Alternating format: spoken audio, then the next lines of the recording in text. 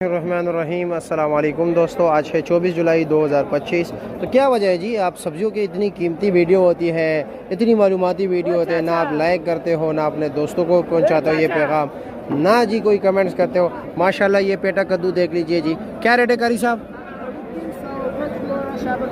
ये शापर 500 का, ये 300 रुपये दड़ी है, 60 रुपये किलो है। बंद गोभी क्या रेट बेच रहे हो?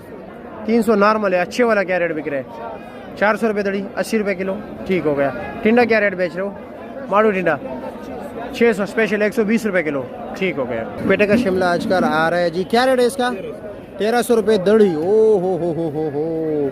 अब तक ये 500 से एकदम जंप मार के जी 1300 रुपये दड़ी हो गया जी। और ये गोल बैंगन ये भी पेटे के आ रहे हैं 1200, 240 रुपये किलो। ये बारीक मिर्ची 700, 140 रुपये किलो। काली तोरी क्या रेट है? 1200, 240 रुपये किलो। और ये जी गोल कद्दू का रेट क्या पीते थे जी? 1200, 1250 रुपये, 1300 रुपये दड़ी बिक रहे जी। और ये मटर क्या रेट है चिलास वाला?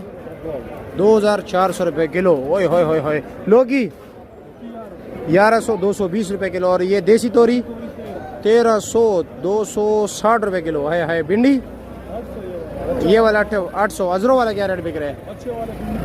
अच्छे वाला फुल टॉप क्लास 1200 रुपये। ओए होए।